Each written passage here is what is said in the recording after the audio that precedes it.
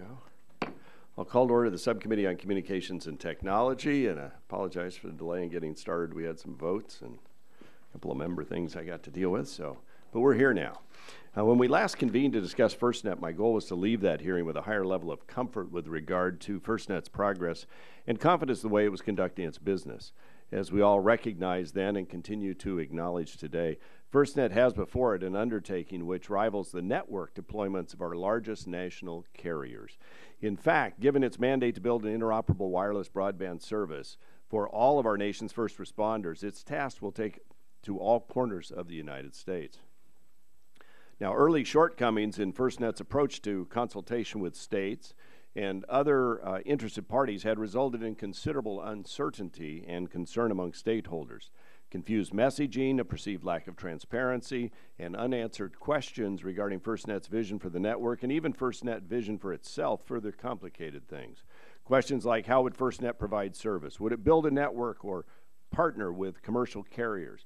What is FirstNet going to charge, and how does the opt-out work? Each contributed to the concerns raised at the hearing, and answers were far from forthcoming. And on top of all the policy concerns, FirstNet was also under investigation by the Inspector General of the Department of Commerce into alleged conflicts of interest and contracting concerns when we gavelled in last time. Now, much has happened since then. There's been some turnover in management, and with the release of the IG's report in December of last year confirming much of what we feared, that FirstNet had been operating without proper processes in place and without compliance with the laws that guard against impropriety. It is my hope that the missteps are now behind us, and I believe they are. But that's not to say that there aren't additional challenges.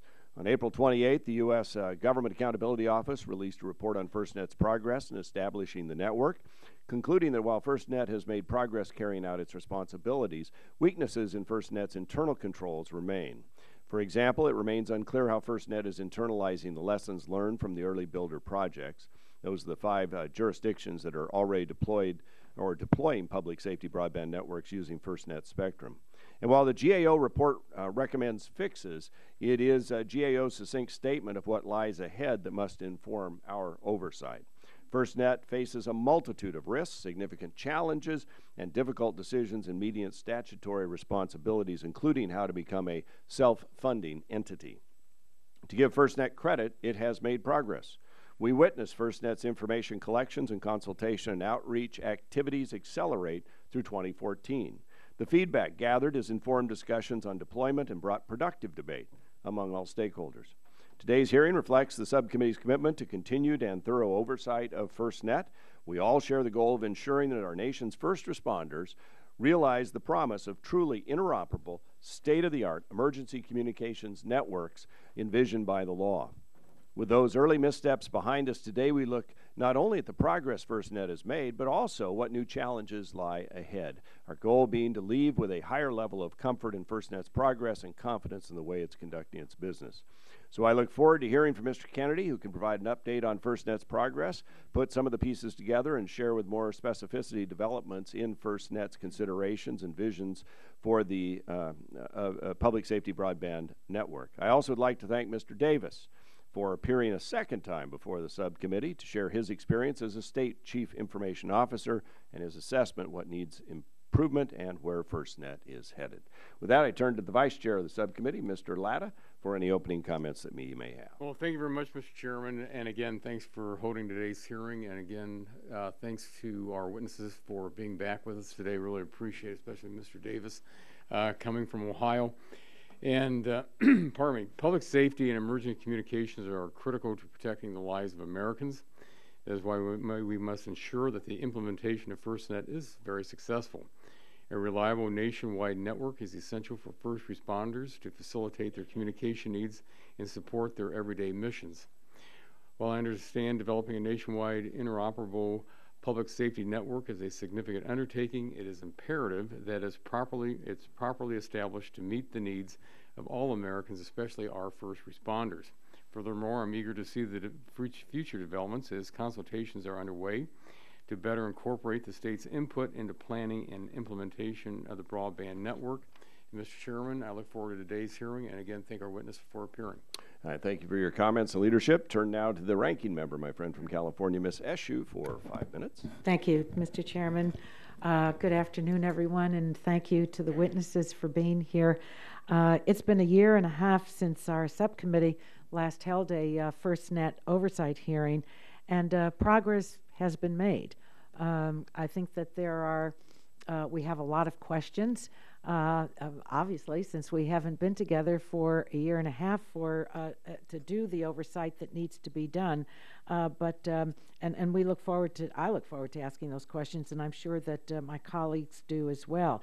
Now, in terms of progress, I think amongst the biggest milestones include the release of a strategic roadmap, ongoing collaboration with states, and most recently, the draft request for proposals intended to provide FirstNet with extensive stakeholder input. And that's, in my book, that's one of the, that's really key. You have to talk to customers. You're not in touch with customers, your company or endeavor is going to flop, in my view. So thanks to the success of the recently completed AWS-3 auction, FirstNet will soon have the funds it needs to deliver on the first ever nationwide interoperable public safety network. And I remind everyone that this was the one recommendation of the 9/11 Commission that the Congress had not made good on, but we did for the American people. So a lot rides on this effort. A lot rides on this effort. And we got the money for you and did the legislation. It became law. And we want to make sure that this is not only done, but done very well, because it's a very big deal. It's a big deal for our country. Going forward, I think there are three key areas which FirstNet's leadership should give special consideration to. First, I think it's critical that wireless carriers of all sizes have an opportunity to partner with FirstNet. Just be an equal opportunity outfit, in my view. In particular, regional and/or rural providers will have an important role to play, both in building the network as well as being able to provide consumers with enhanced wireless broadband service when the network is not needed by emergency personnel. Second, device competition is critical to the success of FirstNet. $5,000 public safety radios are out. OUT. So there's I don't want to hear about them anymore. As far as I'm concerned, they don't exist, and I don't think any of the dollars that are being provided should go to anything like that. That is yesterday. What's in? Highly innovative broadband-enabled devices that can transmit live video from a robot sent to for example, to assess a suspicious package, view floor plans of a burning building, access medical history of a patient in distress, as well as the wide range of other mobile applications. In other words, you have to be just as 21st century as the rest of the of this ecosystem is in our country. These devices have to be truly interoperable and capable of withstanding the physical challenges that first responders face every day. And finally, I think that FirstNet should ensure its core operations align with the standards and the technologies related to next generation 911. Congressman Shimkus has been a great advocate, a co-chair of the E911 caucus. We've been working on these issues for more years than we want to count, and so there has to be alignment with that operation. The call centers around the country are upgrading to NG911, and they're becoming capable of receiving photos and videos and text messages. So it only makes sense that this information can be seamlessly transmitted to first responders headed to an emergency situation. So your operations have to be absolutely aligned. So as we work toward advancing the next generation of public safety communications, I want to thank you for the work that you've already done, for what you're going to do, and for being here today to testify and give us a good deep dive on where things are and how you see the future. Thank you, and I yield back, Mr. Chairman. Thanks, gentlelady, and like to insert in the record a letter from the Rural Broadband Association without objection. Turn now to the Vice Chair of the full committee, the gentlelady from Tennessee, Ms. Blackburn. Thank you, Mr. Chairman, and I want to thank you all for being here to give us an update. As the Chairman said in his comments, this is something we have followed. We'll continue to follow and do appropriate oversight with you. We are so focused on your funding mechanism, how you move to self-funding after that initial tranche of money is exhausted, and then how you are going to see that business model developing. Also, the issue of interoperability. Those of us that have worked through the issues of some of our natural disasters want to make certain that that is being addressed, and that the stakeholders with all of the first responders across the country are going to understand, participate, and that we're going to realize this objective of having something that is interoperable. The other thing I want to touch on, and I'll get to this in my questions a bit more, the aspects of a secure network. We are realizing more and more the importance of having a secure network, and of course we realize closed systems, we're going to deal with those one way, enterprise systems another way. When you look at something that needs the interoperability component that you're going to have, the security of the system is just so important to us. We are living in an age where we face cyber attacks, not just on a monthly basis, a weekly basis, but an hourly basis.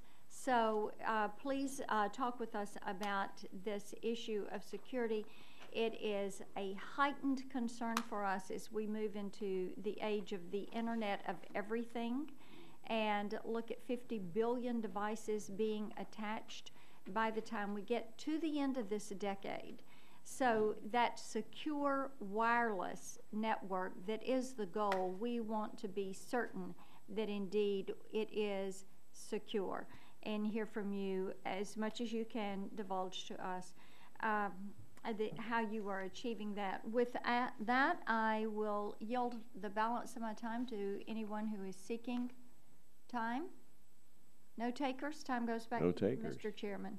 I And yield back. And the gentlelady yields back, and I'm told the ranking member of the full committee has asked Ms. Matsui to take his time, so I now recognize the gentlelady from California. I thank you, Mr. Chairman, for yielding Mr. Pallone's time to me. First of all, let me say FirstNet is a startup. Now, let's not forget that. Like every startup, it's had its growing pains.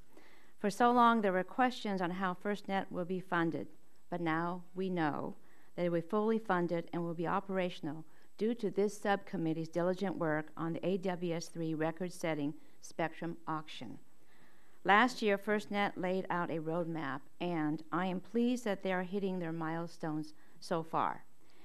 From the beginning, I remained focused on the need for a strong governance structure at FirstNet to responsibly govern any nationwide public safety interoperability network. Despite some initial concerns about the role of states taking a back seat, I'm pleased that the FirstNet board took this issue head-on and developed a strong, coordinated relationship with the states. It is my hope that we can work together in a bipartisan manner to achieve success for America's first responders. And I yield to anyone on my side who'd like to take the rest of the time. No. I yield back the balance of my time. Gentlelady yields back balance for time. We'll go to our witnesses now and start with Mr. T.J. Kennedy, Acting Executive Director, First Responder Network Authority. We want to thank you for your leadership and appreciate the progress that you have been making, and please go ahead with your comments. Thank you, Chairman Walden, Ranking Member Eshoo, members of the subcommittee. I really appreciate being here on behalf of the First Responder Network Authority. I welcome the opportunity to brief you on FirstNet's progress and the development of deploying an interoperable nationwide public safety broadband network. It's also a pleasure to appear here today with the CIO of the state of Ohio, Stu Davis. We just recently conducted the Ohio consultation last week in Ohio, and his team has been very active, not just in Ohio itself, but even within the region, in setting a great example for our country and how to make this network possible. I would like to welcome several members of the public safety community who join us here today. This network is all about them. When we put reliable, resilient broadband technology in the hands of police officers, firefighters, emergency medical services personnel across this country, we will enhance public safety like never before. We will create new ways that first responders can save lives and improve first responders' own safety. As this committee is aware, we are experiencing growing pains in our early days of existence, but we have worked very hard to shore up areas of weakness and to take on as much responsibility as we can. And I am very confident that today you will find our processes and procedures in line with your expectations. I'm leading a dedicated team of professionals who are working tirelessly to achieve both the goals that you have created for us and the internal goals that we strive to achieve every day. Each day we work on recruiting and building the most talented team possible in order to make this program successful. Under the direction of the chairwoman of the board, Mrs. Sue Swenson, we have implemented a culture measured by results, while always remembering who we are working for. The network that we will deploy is public safety's network, and this is the key principle that guides our work each day. The pace at which we are working is very high, and this leads to a demanding but rewarding work environment. FirstNet resembles a startup, and we have a team that has rolled up its sleeves and is focused on consultation and our acquisition that will result in the successful deployment of a nationwide public safety broadband network. Having a wireless startup inside of government is a challenge that we are overcoming, and you are able to see the progress that we have made. Since the release of our strategic roadmap in March of 2014, we have been doing something unusual. We are actually doing what we told you we would do. We released a plan, and we're sticking to it, and we're meeting the goals that we set out to achieve. Since we last testified before this subcommittee in November of 2013, we have accomplished the following. We released 13 RFIs, which examined numerous aspects of the network. We published a statement of objectives with a comprehensive network RFI. This brought together all the information that we had received into a single document. We conducted 3 public notices addressing various aspects of our enabling statute, and in April we released a special notice with draft RFP documents. We have been consulting with states and territories and conducting an enormous amount of outreach to our stakeholders. While we have taken great strides in the right direction, significant work remains, and we at FirstNet are committed to completing the mission that Congress has given us. One area that I believe we have improved on is engaging with our Public Safety Advisory Committee, known as the PSAC. A lot of the credit for this improvement must go to Chairwoman Swenson and the PSAC Chairman, Chief Harlan McEwen. The PSAC is actively engaged in task teams that are working on critical topics such as priority and preemption, public safety grade, and end-user devices.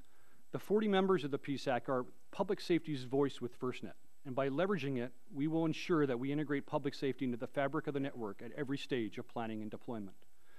Our consultation and outreach efforts have been impressive, but more work remains to be done. We have held consultations with 35 states to date, with a further 15 scheduled. In fact, Mr. Chairman, your home state of Oregon was one of our early consultations, and we have seen an impressive outreach and organizational structure in Oregon and many other states.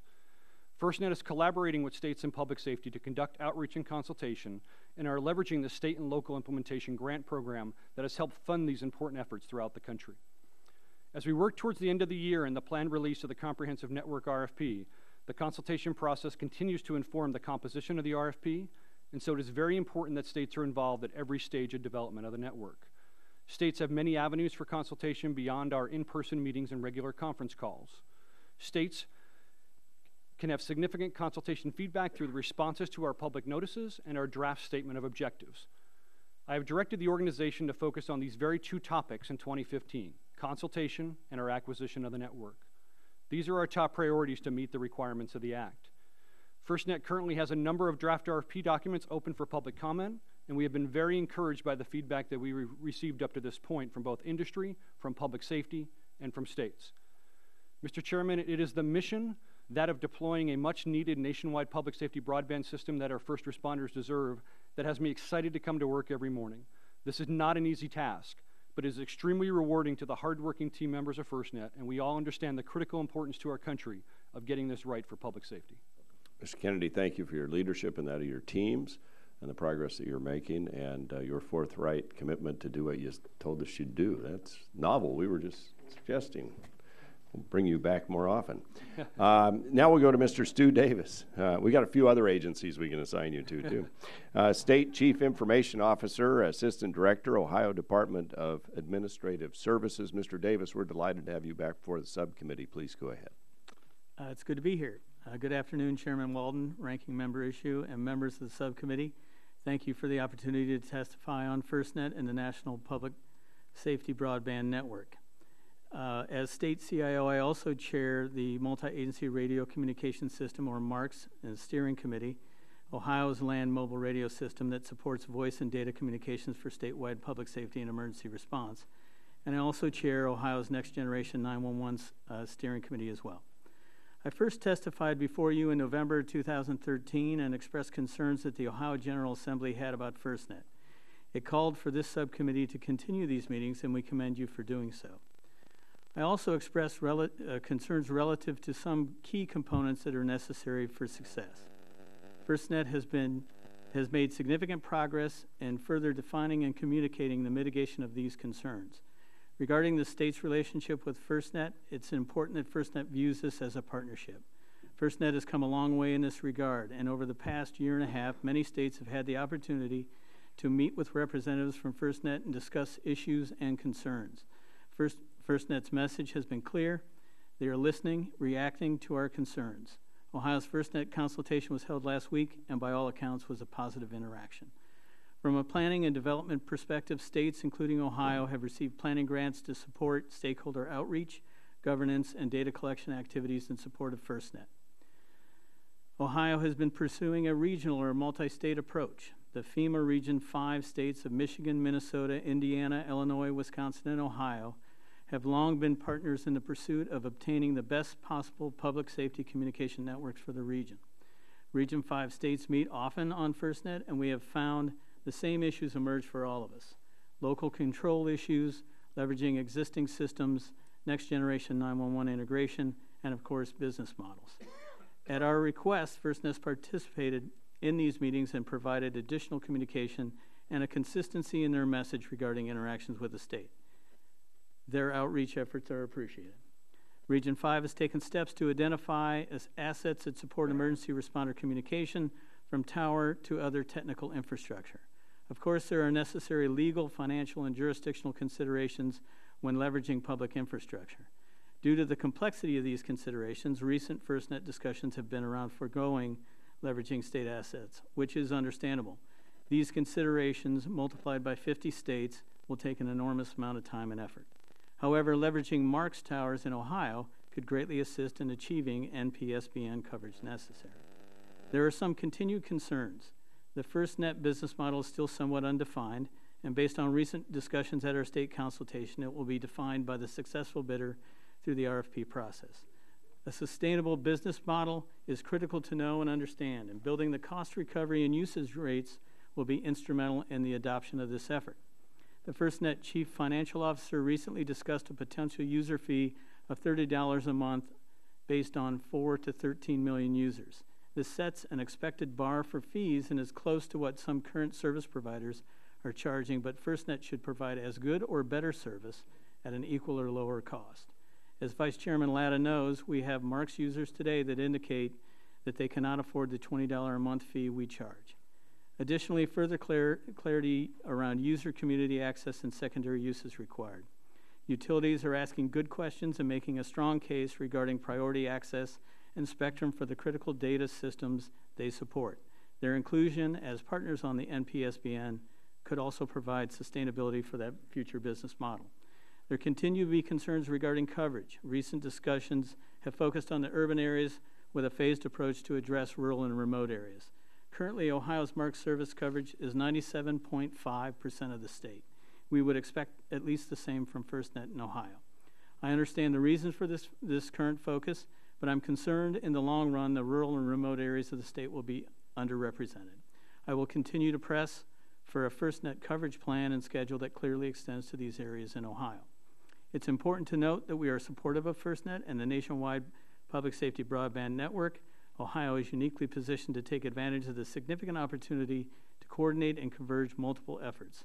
These efforts include the upgrade to our LMRS, MARCS, and Ohio's Next Generation 911 system. I look forward to our continued partnership with FirstNet and ensure impacts to current initiatives are in alignment with Ohio's direction. Thank you for your time, and I will respond to any Mr. questions. Davis, thank you for your testimony and that of Mr. Kennedy's as well.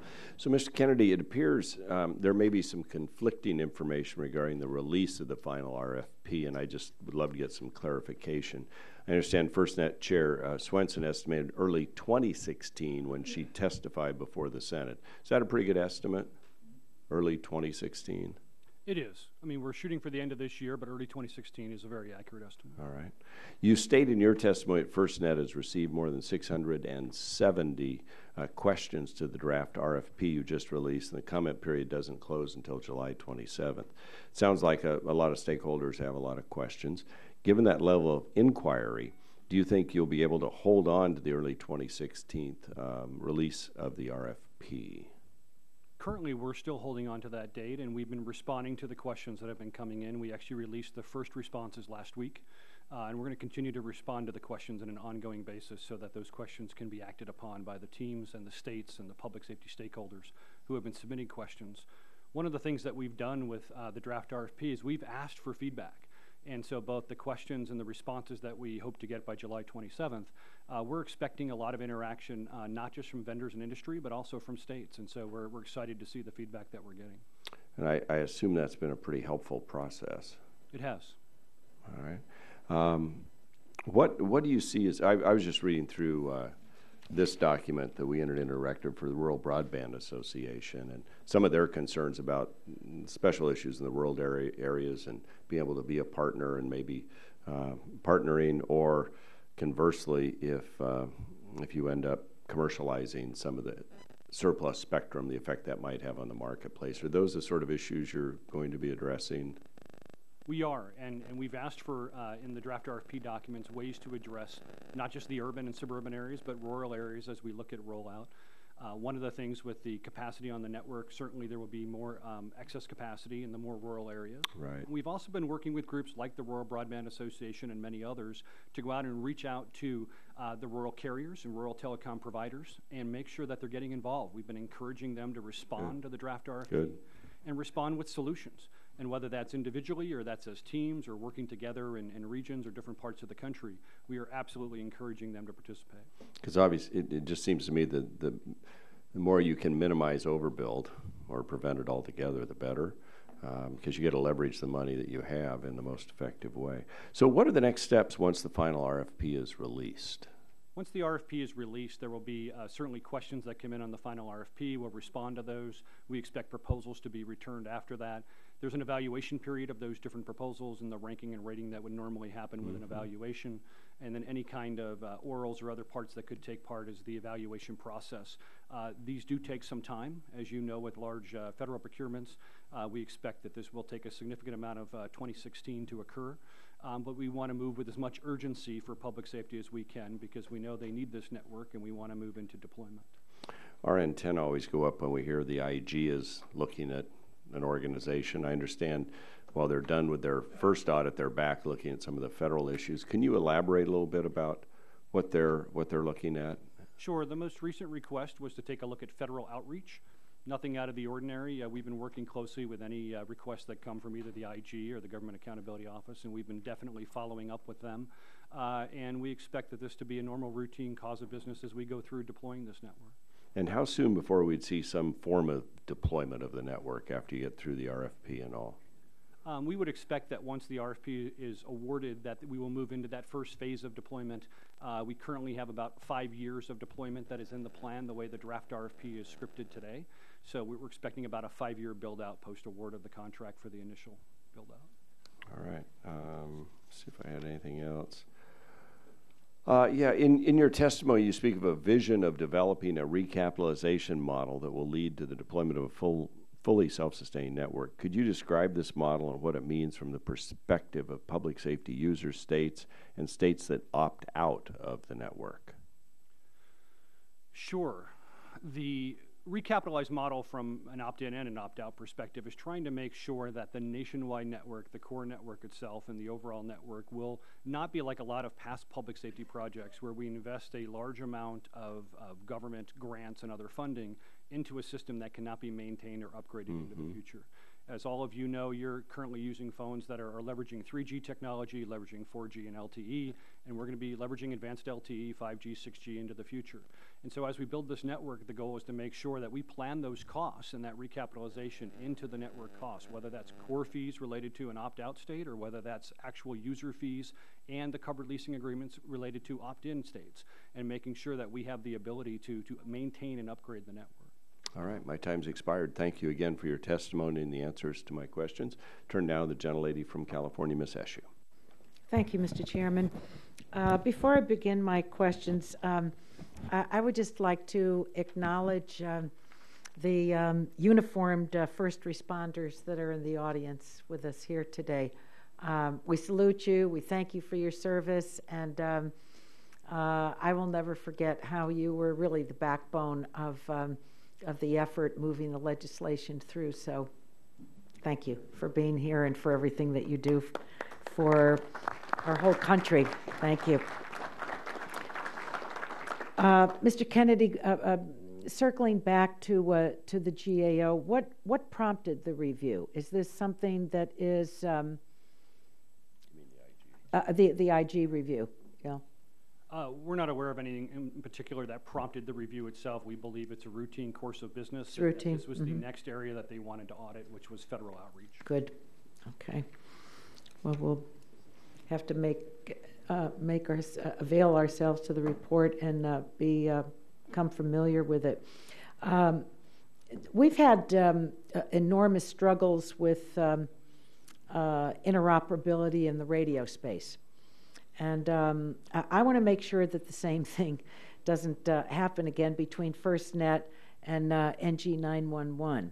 So can you tell us what FirstNet is doing to ensure that we don't have a standards mismatch between the LTE network built by FirstNet and our NG911 systems built by states and localities?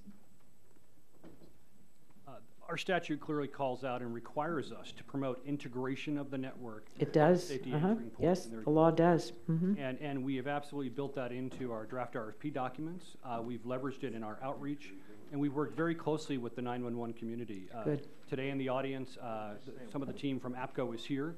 APCO has been very much a supporter of FirstNet in making sure that we maintain this integration focus that needs to occur between next-gen 911 and existing 911 and public safety answering point services. We're also bringing on a 911 subject matter expert onto the FirstNet team to make sure that we're very focused in reaching out to all of the dispatch centers and all of the communicators across the country so that their needs are included. And they're often at our consultations and our different discussions as we go across the country. So we believe that we are working very closely with the 911 community and that integration will occur. Good. That's excellent. Mr. Davis, thank you for the work that you are doing. You gave quite an extensive report in your testimony. Thank you very much. I mean, it represents a ton of work, as my kids would say.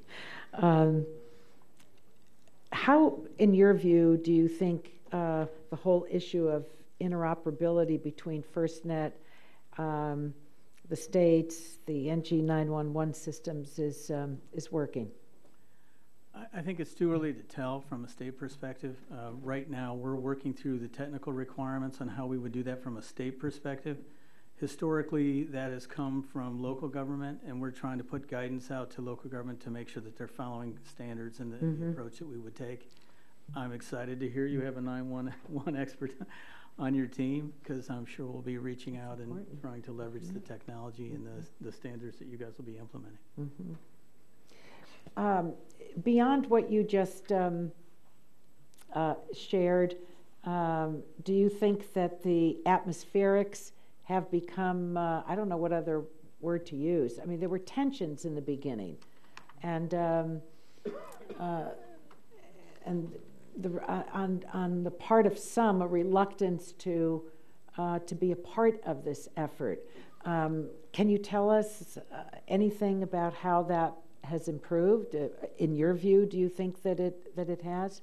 Significantly improved. Good. I think That's wonderful. in the last That's so year and a half, important. in terms of the outreach, the collaboration, the communication piece, 35 states, I mean, that says a lot when you're going out and talking to the states. Mm-hmm. And we do get together from regional perspective, we get together from even a national perspective, and we talk. And so that, and you know that, right? Mm-hmm. So the consistency of the message is very concerning for us to hear that, you know, somebody said something in a different state, and that message is clear. The collaboration, I think, is there. The integration and the communication has been consistent, and I think things are moving in the appropriate direction. And is there a comfort level to advise the board as to how, if there are ways to improve that? Do you feel comfortable saying so, or others?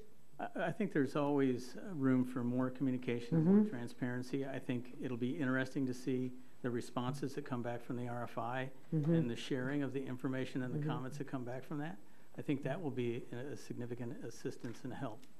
Great, thank you very much. Yield back, Mr. Chairman. Delay yields back. Chair recognizes the Vice Chair of the subcommittee, Mr. Latta, for 5 minutes. Well, thank you, Mr. Chairman. And again, Mr. Kennedy, Mr. Davis, thanks again for being here today with us. Really appreciate it for the update.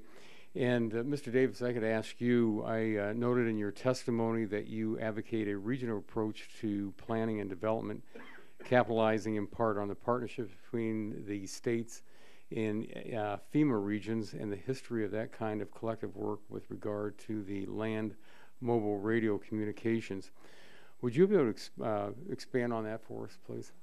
I'm sure. There is a long history of communication between the states in the FEMA 5 region.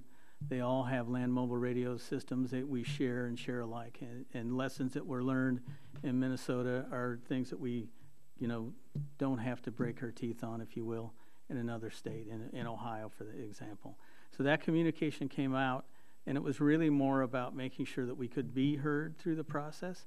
In the early days in 2013, there were concerns that as a state, our voice might be minimized, and we felt that as moving into a regional approach like that, we could not be dismissed when you start to talk about the population that's served, the towers and the infrastructure that's there, and the way that those land mobile radio systems are working today.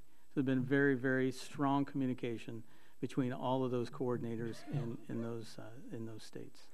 Well, just not between the states. Do you think FirstNet's doing enough to take advantage of that regional approach then that you've already been working on? I think it's starting to take some root, if you will. I think originally there were some concerns. Would you want to elaborate on that? I think originally, I think FirstNet was a little concerned, and this is my own perspective. I probably shouldn't say that, but I will. And then I think as they began to see the opportunity that really brought to the table, and we had FirstNet come to one of those Region 5 meetings, and it's a great opportunity for us to hear the same things and to get everything out on the table and have that constructive debate on how this thing is going to come together. And so I think that regional approach has been helpful. I think I would hope that TJ would say the same thing. Would you like to comment, Mr. Kennedy? Sure. As somebody who did go out to that Region 5 meeting, and I brought with me my director of consultation as well as director of state plans, the interaction was terrific. It was a nice snowy day in Chicago. We got together with all the states in Region 5, and I think what was very beneficial was the pros and cons from different states with different geographies and different issues and common problems and issues as well. And I think it made for a great dialogue and discussion. We've also been staffing up our consultation and outreach teams by region now, and we actually are leveraging the FirstNet regions, which are the same as the FEMA regions. So we're leveraging that kind of regional cooperation, much like Region 5 set as a good example. So we're taking that example and leveraging it in other parts of the country. We also did something this year that I think is even taking that to the next step, and that we held a nationwide single point of contact meeting. So both Stu Davis and all of the other single points of contacts from all the 50 states and the territories and the District of Columbia, we invited to a nationwide SPOC meeting where we all came together. Over, I think, 52 of the states actually brought different team members to that meeting, and we were able to share the differences and the issues and talk very openly in 2 full days of discussion. I think you could kind of rate the discussion by at 5 o'clock on the second day, everyone was still in the room having a very fruitful discussion. We had breakout sessions where we could dive deep into elements around the RFP or the public notices, and that kind of dialogue has been extremely helpful, I think, both for FirstNet but also for the states, and I think that we both gained from it. Let me ask Mr. Davis, I could, just on a follow-up. If you're going to look into the crystal ball and look into the future, where do we need to be with the states and FirstNet right now? You know, to be in the where we want to be in the next year. What do we need to be doing? What else?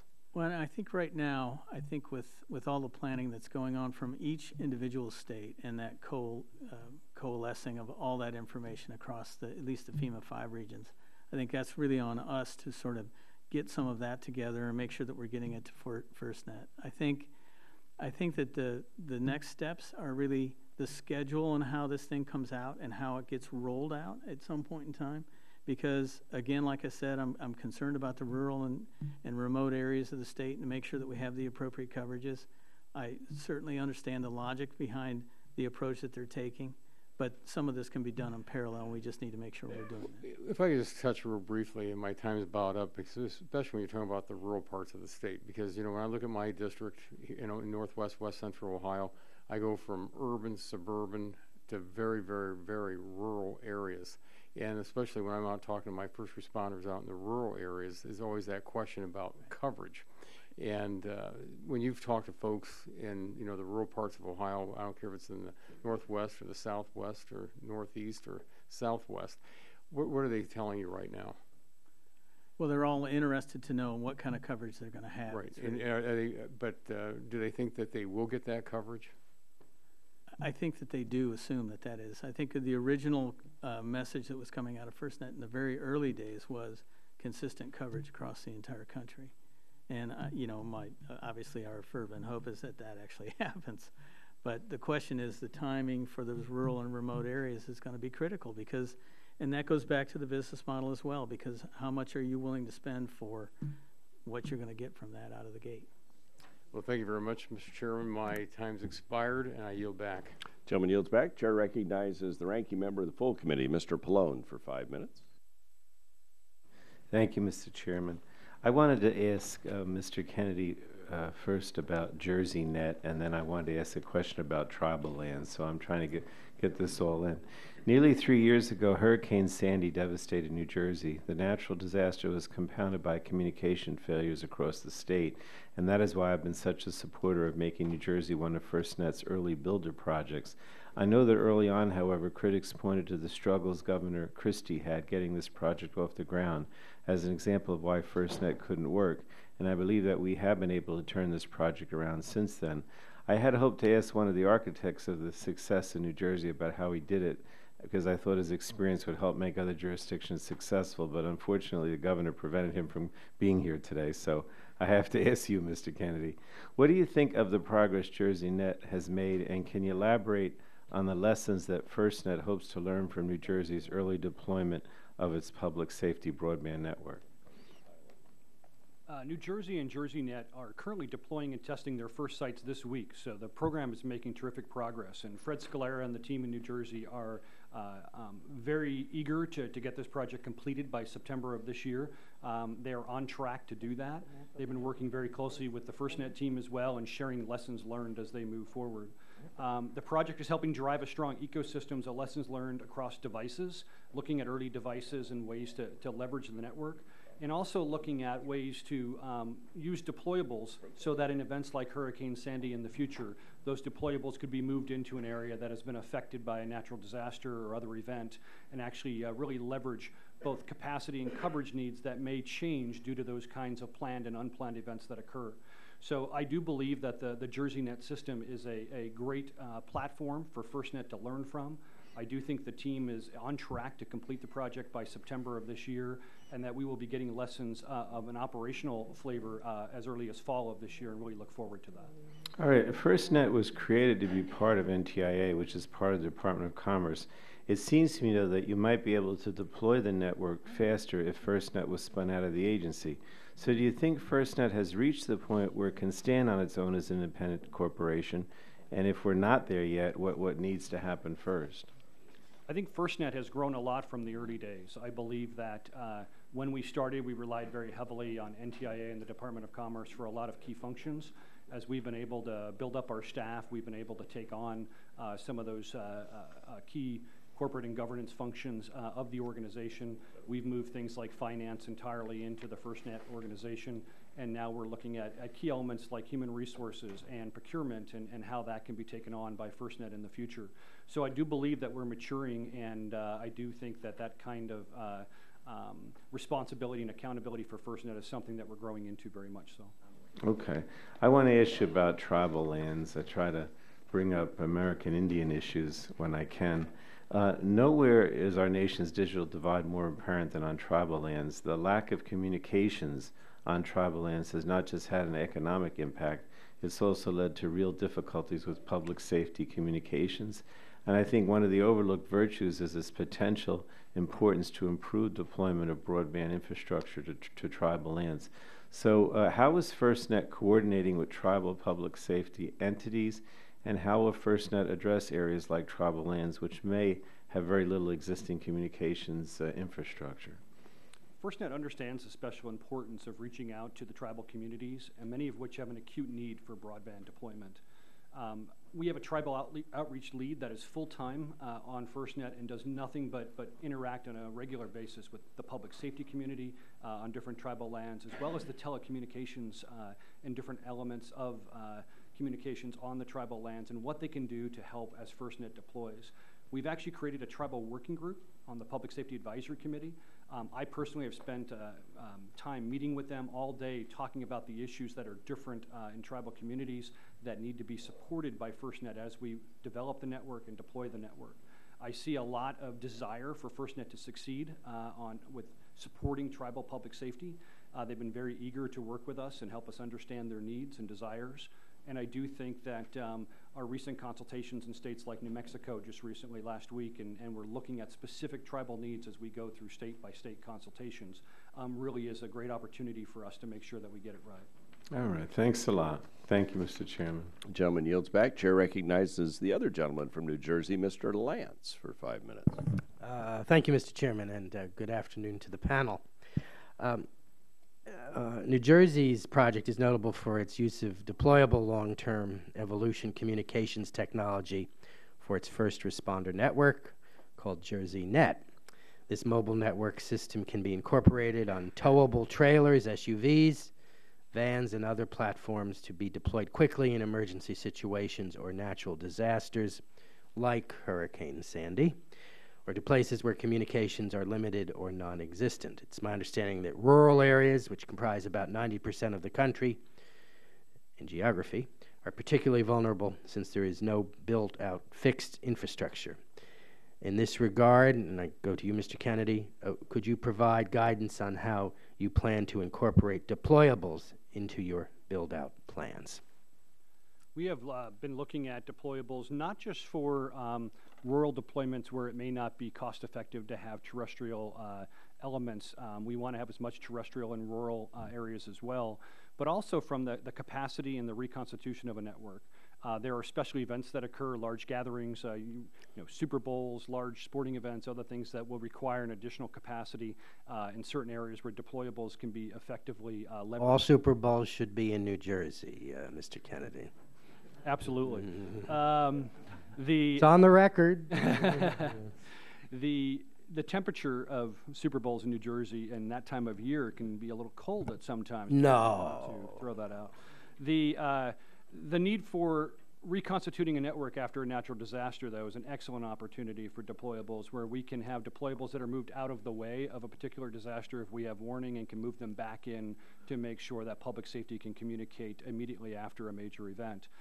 It also is supportive of terrorist events or other events that may take out existing infrastructure, critical infrastructure. Lastly, there are many parts, as you mentioned, of the United States that are very rural, and it may make more sense to have deployable assets leveraging satellite backhaul and other elements to get to parts of the United States that are very difficult to get to. When I was a first responder, I was a police officer and a firefighter in very rural parts of Utah. I went to places that were not covered by cellular networks or land mobile radio networks in many cases. So having that ability to get communications much deeper into our rural communities for public safety is absolutely critical. Thank you. And on another topic, FirstNet has sought comments on the definition of public safety entity on 2 occasions. And as I understand it, based on press reports, there seems to be some debate among stakeholders.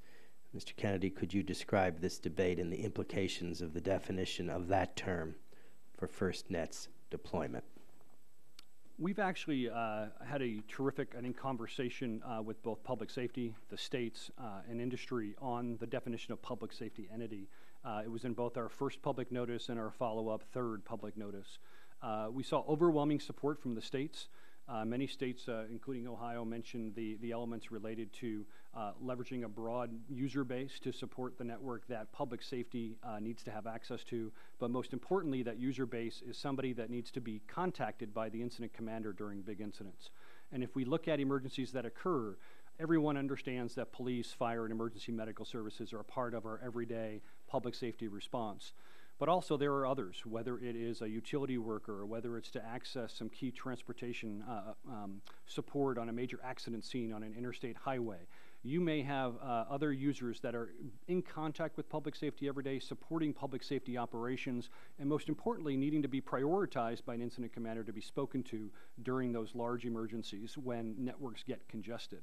And so we've tried to be very clear on making sure that we get input from states on who should be on the network, and we've received a lot of input on that issue.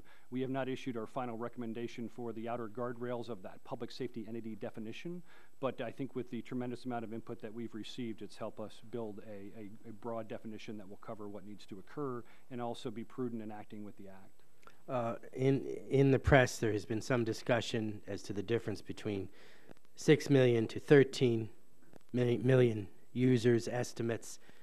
Could you give your best advice to the committee on that? Sure. In general, our market research has shown that there's about 4 million public safety traditional users that would want to engage on the network if they were given that opportunity. And so we look at that as an addressable market. It's about 4 million police, fire, and emergency medical services personnel. The 9 million or up to 13 million number comes from those other types of users we just described. So Department of Transportation officials that may be supporting that. It may be buses or transportation that moves folks during an evacuation that is commonly needed when you have a hurricane coming into an area, or you're evacuating a hospital or a nursing home or other large facilities that you might need to evacuate during an actual emergency. Having that kind of broader public safety first responder community that can support that is important, and so that's where that other 9 million comes from. Thank you. My time is done. Thank you, Mr. Chairman. Thank you, Mr. Lance. We'll turn now to a gentlelady from New York, Ms. Clark. Do you have any questions? Well, I am curious. Mr. Kennedy, Mr. Dennis, thank you for testifying here today. Coming out of the New York experience in 9/11 and understanding that there have been a host of iterations of, ways of becoming interoperable.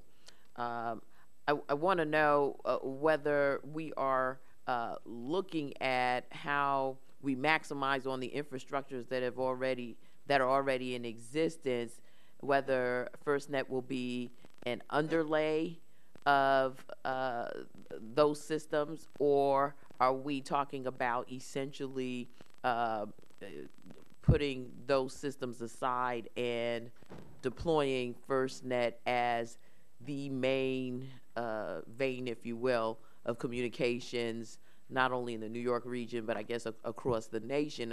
And I say that because I look at the major investments that have been made in a city like New York. A whole new 9/11 infrastructure has been put in place. There's a lot of taxpayer dollars there.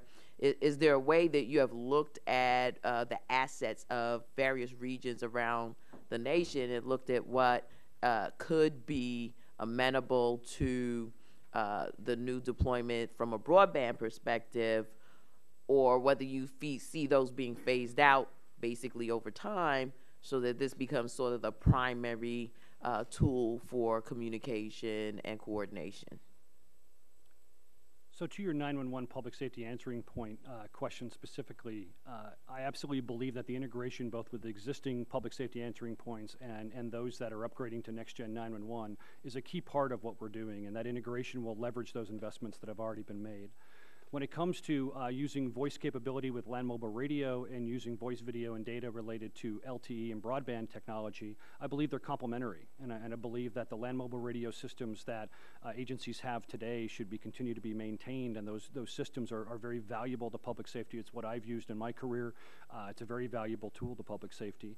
I do think that broadband will bring a richness of applications and the ability to have not just interoperable voice communications, but interoperable data communications and be able to share more information across police, fire, and emergency medical services. So I believe that they are complementary to each other, and that the richness that you can get in a broadband environment will add to saving lives in different ways than we do today by being able to share video and sharing data much quicker, and in ways that in some cases we haven't even thought of the amazing applications that will be supporting our police officers, our firefighters, and our paramedics. That was a good answer. My next question to you is for those parts of the country where you have sort of a voluntary first responder infrastructure, have you thought about how the usage of FirstNet will be communicated, and are they already integrated into, I guess, networks of conversation around the deployment of FirstNet and how they will interact with it? Because, of course, they're primarily stand up their operations on a volunteer basis, but they play a very crucial role in responding in remote areas where there isn't necessarily a municipality that does so. Could you give us some insights into that as well, and any feedback you may have gotten from those communities? Volunteers are absolutely critical in public safety. You can go to almost any state in this country, and volunteers are a backbone of what occurs in public safety. There are volunteer firefighters and EMTs across this country who serve big communities and small communities. There's communities in New York that are quite large that are served by volunteers every single day. And so they are a part of this network. They're a key component that are going to leverage this network. When we go out and do consultations, we're consulting with paid professional services, we're consulting with volunteer professional services, and we're making sure that they're at the table and invited and part of those conversations. One of the biggest things we hear is they want to make sure that they're able to buy service, and we've made sure in our definitions that volunteers are clearly called out as being able to buy service and be a part of that. And so we think they're a critical component and will greatly benefit from having cost and affordable devices that they can get their hands on, not just for voice communications, but also for applications and other uses as well. And in the protocols that are, I guess, being established, is there a component of that that looks at the security of the system, and how is that being baked in? And also, how are you containing sort of access to that? Everyone in the nation is just concerned about cyber, and I just want to get your feedback. Cyber is a absolutely critical element for us at FirstNet and with public safety, and we're trying to, and we have the unique opportunity as we develop a network that's going to be deployed, that we can start from the beginning and bake in security from day one. We brought on a security architect who is now part of our team who's focused on this. He's been leveraging the Department of Homeland Security and other key agencies that have a number of cyber efforts that are already underway. We're not reinventing the wheel. We're leveraging a lot of the best practices that are in place both in the private sector and in government today.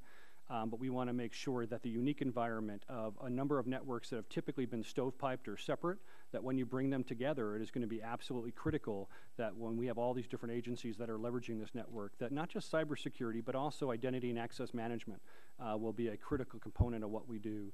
And it's going to be unique because we have folks at the local level, we have folks at the state level, and folks at the federal level who will be leveraging the network. I thank you very much for your response. I yield back. Thank you, Mr. Chair. Gentlelady yields back. Chair recognizes the gentleman from Ohio, Mr. Johnson. Thank you very much, Mr. Chairman. Mr. Kennedy, you know, the law governing the FirstNet included a provision that would allow the states to opt out of FirstNet network and deploy their own network and then connect to FirstNet. So I've got a few questions about how this opt-out process will work, particularly given that the region of the nation, region of the state that I represent is very rural.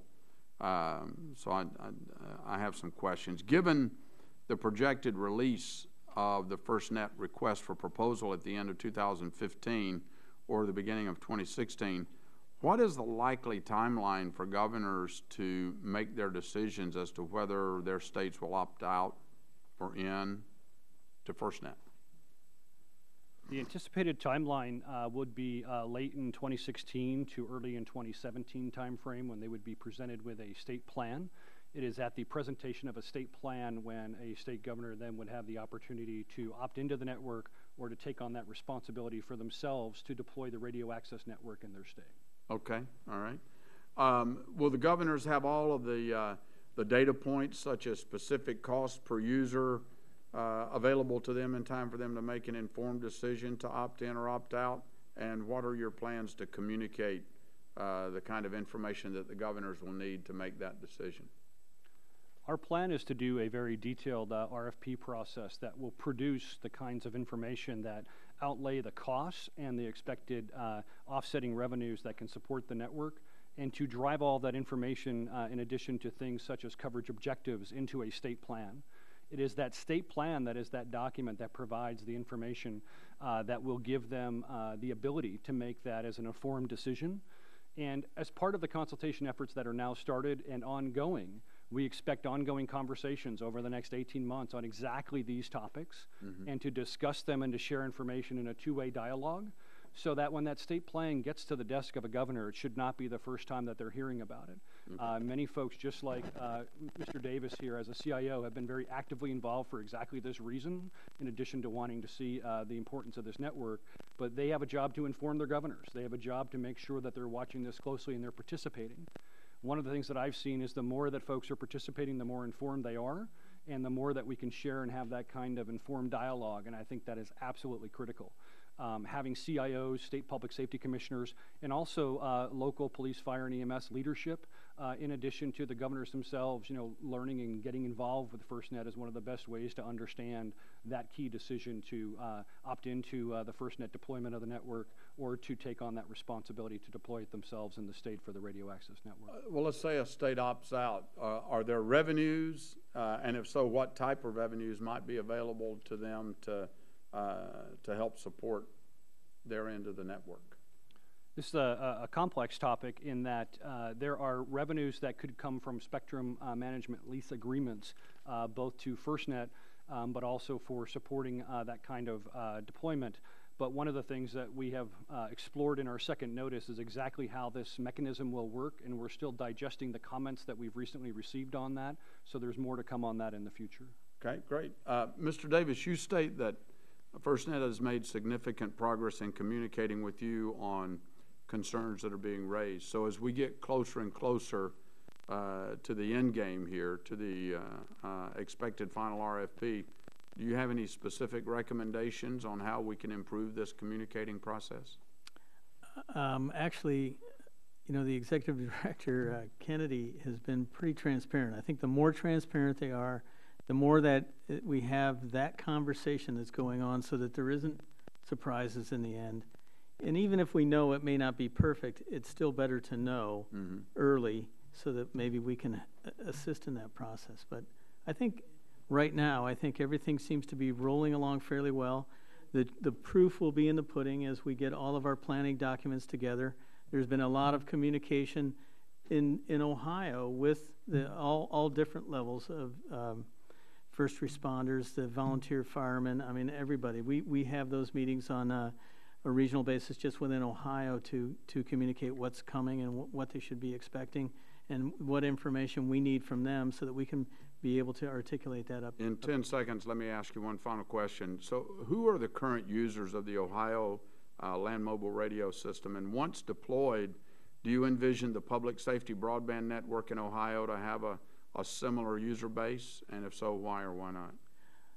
There are quite a few folks. I think there's, right now today, I think there's about 50,000 users on our system. The majority of those are coming out of public safety and state agencies, as well as the sheriff's office and others. And local law enforcement and emergency response. I think that right now our network doesn't handle the data requirements that you'll see from FirstNet. I mean, that's the key, is getting access to the applications in a quick fashion. That push-to-talk component is a pretty critical thing. It is a closed system. We have other entities on there besides state and local government folks.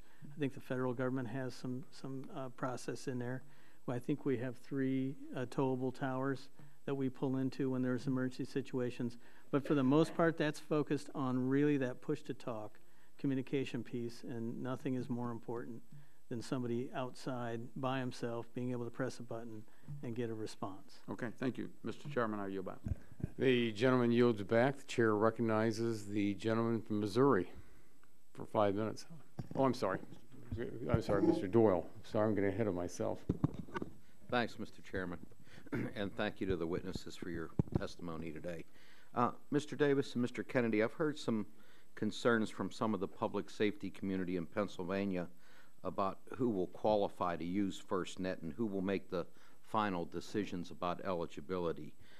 Beyond police, firefighters, and other first responders, there's other individuals and organizations that play an important role in emergency response.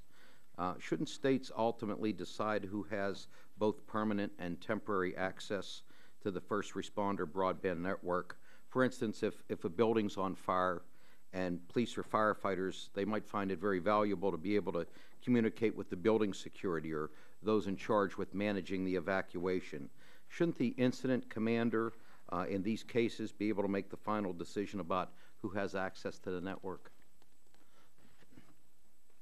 From our perspective, we've overwhelmingly heard that from states as well, and our current definition would allow them to do that. Our current definition would allow the incident commander to have access to all those type of entities that would allow them to communicate and handle that scene, no matter how large or small that it is. Our third notice was very much focused on that, and our third notice just closed last week. As we digest those comments that came in from states and from others, we will come out with a final determination, but our goal was to be very responsive to those requests that have come in from the states. Great, thank you.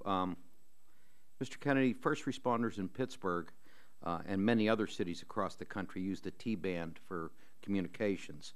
And as part of the Spectrum Act, the FCC will reclaim that spectrum. Do you see the deadlines that are set for that process as being problematic for first responders that depend on that spectrum to communicate? Or do you believe FirstNet will be online in the affected localities in time to mitigate this shift? There's a couple elements to this. We're aware of the concerns of those public safety jurisdictions using T-band spectrum today and the T-band relocations provisions that are part of the Act. It is the FCC, however, that's in charge of that T-band relocation, and it would be better for them to answer specific questions about timing and so forth related to that effort. FirstNet, we've been very focused on working with the international standards community, the 3GPP Community Third Generation Partnership Project, that is focused on making sure that we have a standards-based approach that goes to putting mission-critical voice in the future on our network.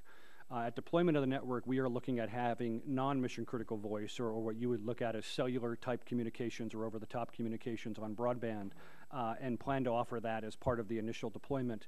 But when it comes to mission critical voice communications, we're really looking at leveraging those international standards to make sure that we only go to those key 7 functions that are part of the mission critical voice standards that are being done right now, and that they're implemented not just in the standards bodies, but that they're being utilized, and that public safety builds a trust up that those standards are ready for them, and public safety will decide when they're comfortable with mission critical voice on broadband in the future. So that is happening. The standards bodies are working to have that initial standard done by mid-2016. It will take some time for that technology to get into the actual technology ecosystem. And there are some other countries around the world that are actually looking at moving to mission critical voice sooner than the United States that will be doing some testing. But for us, we want to make sure that public safety is confident in both the technology and in the standards, and that they've been rolled out, and that they're using the network for other purposes first. Great. Gentlemen, thank you. Mr. Chairman, I'll yield back. Thank you very much. The gentleman yields back. Now the gentleman from Missouri is recognized for 5 minutes. Thank you, Mr. Chairman. Mr. Kennedy, it appears that in many rural areas, first responders will have to rely on roaming with existing rural wireless providers for network coverage instead of using the National Public Safety Broadband Network. how and when are you planning to address roaming coverage? Roaming is certainly something that was envisioned in the Act, and we're allowed to enter into roaming agreements, but we're also looking at leveraging rural build-out milestones and making sure that we have rural build-out at every phase of deployment of the network. So we're looking at both the deployment that needs to occur, but also looking at when we get to a final RFP, what kind of efforts can be leveraged for roaming that is cost-effective that can be added to the network as part of that solution as we go forward. Any speculation on how long that building would take? As far as building the network right now, we've proposed in the draft RFP that 20% of the rural build-out milestones would be covered in each phase, which would be a year. So 20% in year 1, 40% in year 2, 60% in year 3, and so on. And so we believe that that will allow for ongoing rural build-out at each phase rather than saying it's all just waiting to the end, which is one of the concerns that we've heard. So we've tried to be very clear to proposers who are looking at bidding on the network that rural build-out is very important to us. We're also trying to encourage rural telecommunication and telecommunication firms to be a part of those solutions and to bid on the network and be a part of bringing solutions to the table that will allow that rural deployment to occur.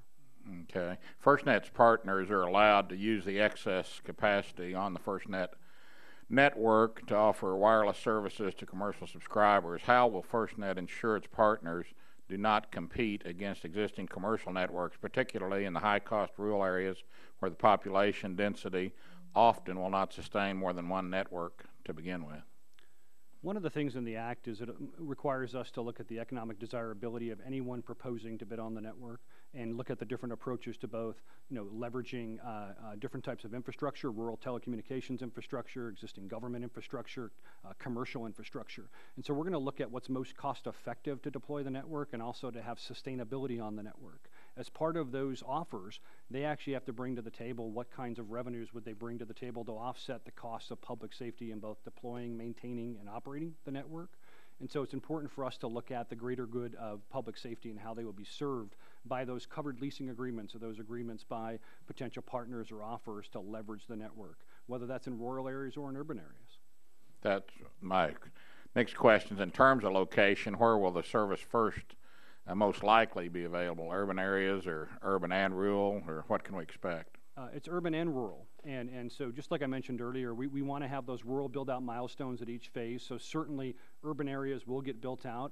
Your largest number of population and public safety providers, public safety entities are actually in the more populated areas. But we also see that going to the rural areas. We want to make sure that those rural build-out milestones help drive that as an incentive to make sure that rural is built out at each phase. And 3 years behind us, when do you think that FirstNet will actually start providing service? I believe that FirstNet will start providing service as soon as we start to deploy the network and states and areas are actually built out and up and tested and on the network. Currently, we see the network starting to be awarded as far as deployment in 2017. And so you'll see it probably in the year after that you'll start seeing deployment of the network and actually being up and operating in different areas. So you think that it'll be up in 2018? I think parts of the network will be up in 2018 and it will continue to deploy on a regular basis. One thing with wireless networks is they're ongoing deployments. And so we have the initial deployment, which we're talking about a 5-year build out of that deployment from 2017 through 2022. But we also believe that the overall network will continue to grow after that there will be additional coverage that's added. There's additional capacity that's added. It's not a static network. So every part of the country that even has initial deployment will continue to add to that deployment as time goes on. Okay, thank you. Mr. Chairman, I yield back. The gentleman yields back. The chair now recognizes the gentlelady from Colorado for 5 minutes. Thank you, Mr. Chairman. I just wanted to ask, Mr. Kennedy, I wanted to ask you about some of the efforts in Colorado. As part of the successful AWS-3 auction, NIST, which has labs in Colorado, received $300 million for research on standards, technologies, and applications to advance wireless public safety communications. Now, my understanding is that this research is in consultation with FirstNet, So even though NIST only recently received the funding, I'm wondering if you can give us the status of those consultations. I can. We actually met with NIST last week. One of the things that we have right now every June is a Public Safety Communications Research Conference, and that conference is done with NIST and the Public Safety Communications Research Lab at NIST. And it was held just last week, and literally over 500 key stakeholders came together to talk about the technical aspects and the different research and development aspects of not just the public safety network, but public safety communications in general. We actually sat down with the NIST team and started to consult and discuss on that grant program. Regular ongoing communications with both the NIST director and Derek Orr, who is the program director of the PSCR labs. I believe we work hand in glove with them, and that the team at NIST is very focused on bringing solutions to public safety on the LTE network. Great. Okay, good. Now, you told some of the other members that FirstNet has worked hard to improve its outreach efforts to all stakeholders, including states. And as well as NIST, I understand you've had an official consultation with the state of Colorado. Can you tell me what's next for FirstNet in Colorado? Right now in Colorado, we're asking them to start performing data collection, and I know that they're doing that. Brian Shepard, who is the single point of contact on the Colorado team, has been sending out communication to the public safety community in Colorado, and currently their data collection is due September 30th. And so they're working to gather that data on different public safety users, where are they located throughout the state, what kinds of 911 calls do they have, where do they need to respond to. And so that is the current activity that they're working on. Once that data is received, we plan to go back out and meet with states to validate that data and discuss what that data is telling us to become part of the state plan. And so that's what's going to be. So that'll be sometime in the fall, you think, maybe? In the Didn't you fall say would probably be September the follow-up to that after September 30th. Right, okay. And lastly, Adams County, Colorado has one of the 5 early builder public safety projects. What lessons do you think you can learn from that project in Adams County? Well, the good news is we've already been learning lessons from that project, and we look forward to the ongoing lessons now that the network is operational. They're one of 2 networks that are already operational. Right. There's users who are on the network today, and they're looking to add a lot more users to the network. As those users come on board, we're going to be looking at network management of that particular network, how those users interact, and really look for key use cases for the benefits of broadband for public safety and how we can leverage that across the country with the nationwide public safety network. Thanks. Thank you very much. I yield back, Mr. Chairman. The gentlelady yields back, and the chair now recognizes for 5 minutes the gentlelady from North Carolina. Thank you, Mr. Chairman, and thank you to our panel. Mr. Kennedy, I have a couple questions, or actually I have one question. Mr. Long asked my other question. My colleague from Missouri was hitting on some of the rural issues, and I'd like to follow up on a couple of those as well. Since FirstNet is proposing a nationwide and state and regional approach as potential paths for network acquisition, I'm concerned with how this affects the rural carriers in limiting their abilities to grow as well. They have smaller service territories, and I'm afraid that they're going to get cut out of the process. In addition, there's no clear incentive for large carriers to partner with the small providers to serve the rural communities. Large carriers lack presence and experience in these rural areas, and the smaller carriers are there. How is this process going to move forward? And how is FirstNet going to ensure that the effective and efficient creation of the network in rural areas is provided? We have been really trying to outreach to the rural carriers themselves. We've been working with the different associations, whether it's the Rural Broadband Association, whether it's NRTC, many of the other different groups that support rural telecommunications across the country. We have been engaging them early on. We have been encouraging them to participate in our draft RFP that is out right now, as well as our public notices, so that they can share with FirstNet what their needs and desires are. Part of releasing a draft RFP, which is not required, was to get that kind of feedback, both from states, but also from industry. And industry includes the rural telecommunications providers. And we want them to come forward with solutions that will help make it cost effective to build out further into rural areas, that will make the operations and sustainability of FirstNet a success, because that's a requirement of the Act, and to make sure that as we look at things like rural build-out milestones, that's one of the things that we're looking for comments on, and we expect to receive comments on that. We think it's really important. We've asked for a definition of rural set of comments and a public notice. Lots of communication from the rural community on that as well. So I think that we've heavily engaged both public safety entities that are in rural areas as well as the rural telecommunication entities to be a part of making this network a success. We think that whether it's teaming, whether it's bringing folks together, whether it's coming up with unique and innovative business models that will support that, that we've looked at different ways that we can and are continuing to get input on that. We actually have, as part of our RFP, have laid out ways that people can put themselves forward to team with others so that different parts can get together and make sure that they can be a viable entity to bid on different parts of the network and be a part of the solution. Great, thank you, Mr. Kennedy. I yield back the remainder of my time, or if anybody wants it, you know, I've got about 2 minutes left.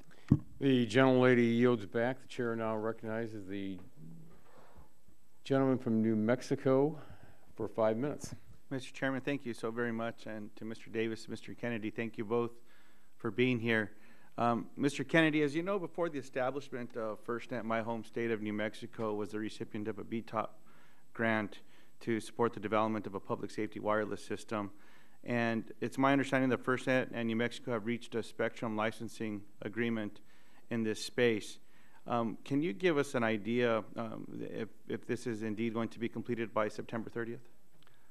To my knowledge right now, from CIO Darrell Ackley, who is leading the New Mexico team, and his staff, Jackie Miller and others who are working on that BTOP project, they're on track to meeting their September 30th deadline. I know there's a lot of work to be done, and they're working hard to make that happen.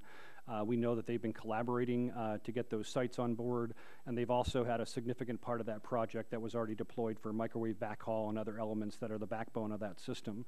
So we're really looking forward to additional lessons learned coming out of the state of New Mexico. You have some unique issues with the border that we're also learning to get some key learnings out of, and so really excited and looking forward to that project coming online.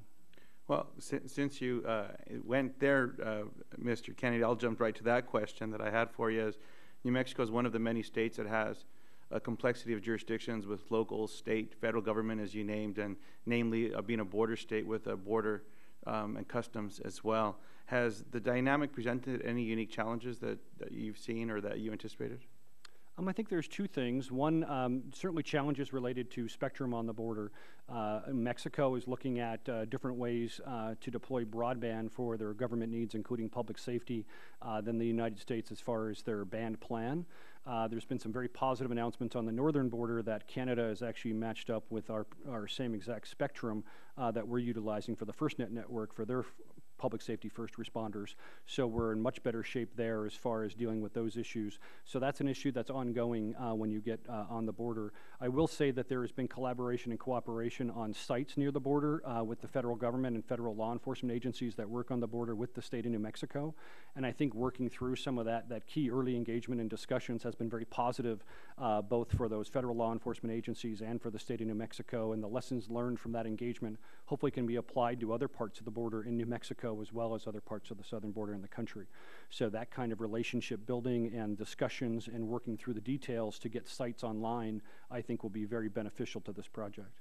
And you've heard a lot of questions from those of us that represent rural states as well. What lessons learned in a state with geography like we have in New Mexico, where it's large and land-based as well? We have amazing mountains and ski areas as well. So sometimes that gets in the way of transmission of some of the communication services, where you can drop service here and there because it's such a big state. So what have we learned that we'll be able to deploy in other states? Sure. I mean, as somebody who has been a state trooper in Utah and understands some of the rural geography that you have in New Mexico and has traveled to New Mexico, I think it's really important that we understand that there are many areas that are very difficult to communicate with today, and the needs are critical for public safety to have additional communication avenues, both in land mobile radio and in cellular and LTE communications. I think that the kinds of things we're looking at in different communities in New Mexico today with the initial build-out will be helpful, but because your geography and terrain is so varied, I think that all the different things that we need to bring forward for options and solutions to serve very rural areas are going to be critical for New Mexico and all the rural states. And I think as we move forward, finding unique solutions that can leverage very long ways of dealing in rural areas. We're looking at boomer sites as one of the unique elements that we have that can cover large areas with a stronger cell site that can do that. We're looking at high-powered mobile devices. We're looking at satellite backhaul in some areas and deployable units. So many different ways to try to serve rural communities, all of which I think will be important for New Mexico and many states that have the same kind of terrain. And in your testimony, Mr. Kennedy, you also outlined the establishment of a tribal working group and hiring a tribal liaison as well. Can you provide more detail on FirstNet's efforts to ensure robust tribal consultation? And in addition to that, I understand that you recently had a session in Santa Fe, New Mexico. If you could let us know what next steps are. Sure. I think the establishment of that tribal working group has been very successful. Early on in FirstNet's existence, Chairman Ginn appointed Kevin McGinnis, one of our board members, to be the tribal liaison from the board. Kevin has been actively involved in making sure that tribal communities are involved every step of the way with FirstNet. We've gone so far as even making sure that we reach out. We recently had some public notices and actually sent notices to all of the recognized tribes to make sure that they give us input, and we've received input from tribal communities as part of that. And so we're looking forward to continuing to try to have that involvement. When I talked earlier about the 56-state SPOC meeting where we got all the single points of contact together, we actually invited the tribal working group to that meeting as well. And we had sessions where the tribal working group met with states. These breakout sessions had 15 or 20 states in there and talked about issues that affect tribal communities related to public safety broadband and shared their concerns and how to get each side to be more involved with each other. So I think we've done a great job of trying to bring them together, but there's a lot more to do as we continue to develop and deploy the network. Thank you very much. The gentleman yields back. The gentleman from Texas is recognized for 5 minutes. I thank the chairman and welcome Mr. Kenny and Mr. Davis.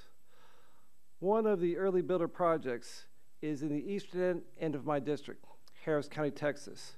Population 4 million people.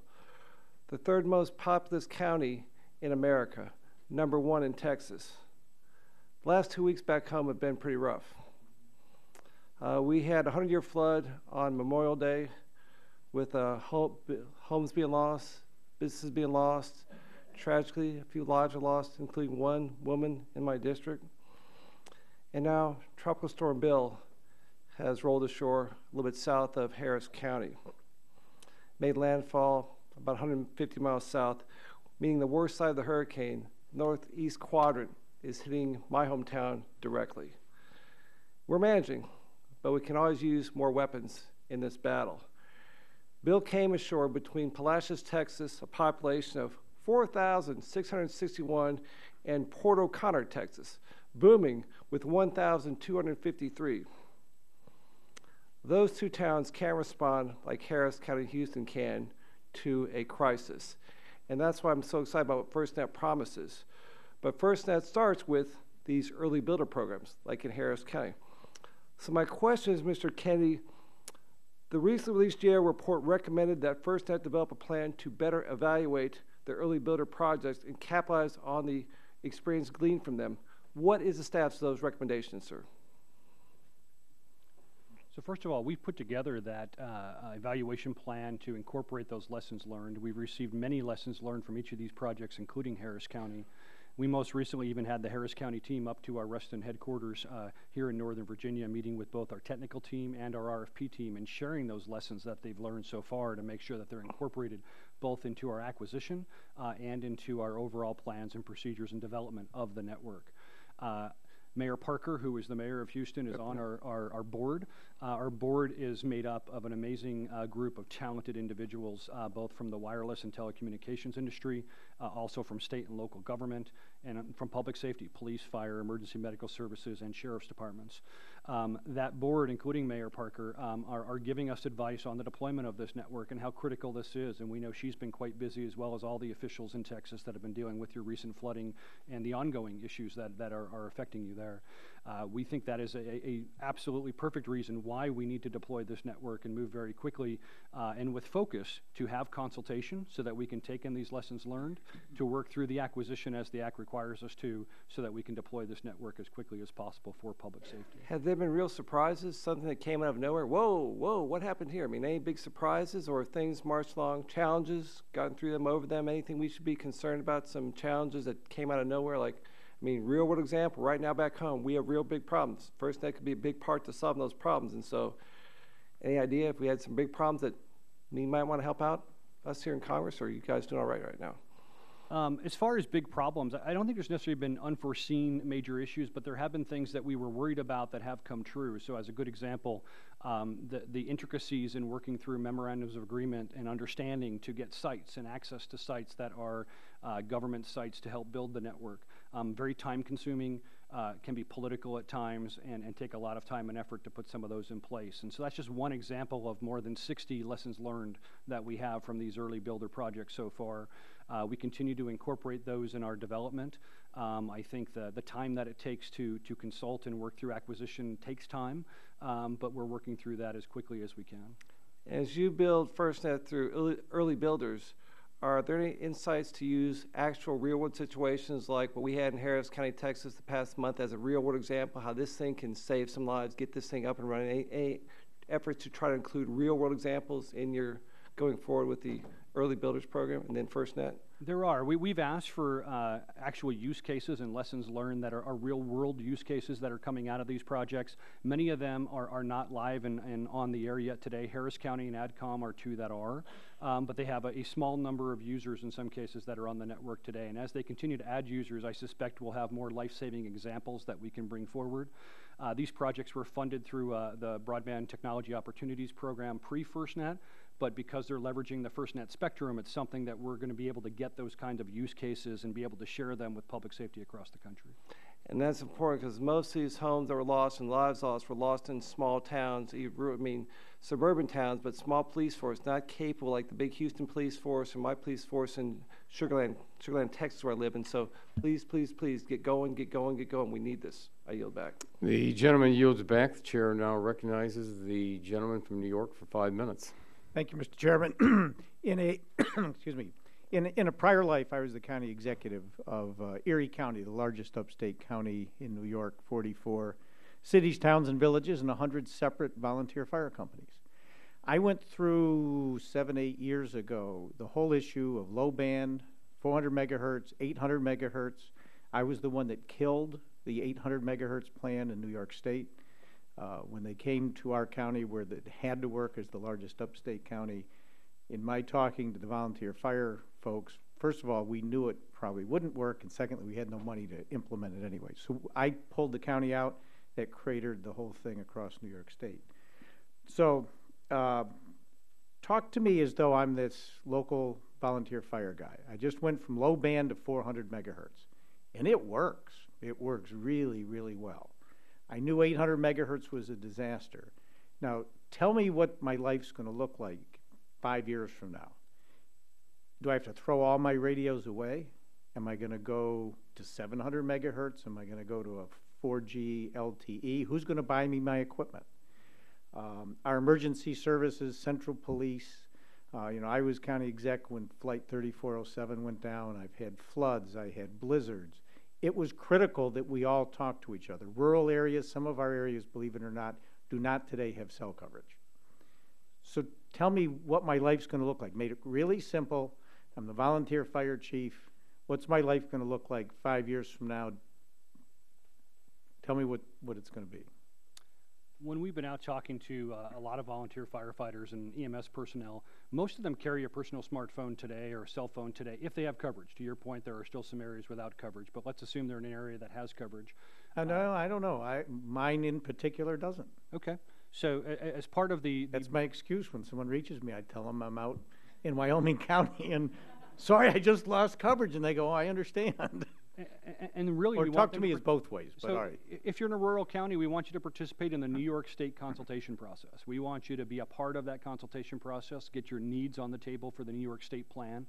As we talked about a little bit earlier in the hearing today, our goal is to work with New York State to bring forward a plan for New York State that has coverage objectives, that has data coming back from our request for proposal process on costs and deployment and coverage and those kind of key elements that will come to the table. And every state has a different set of issues.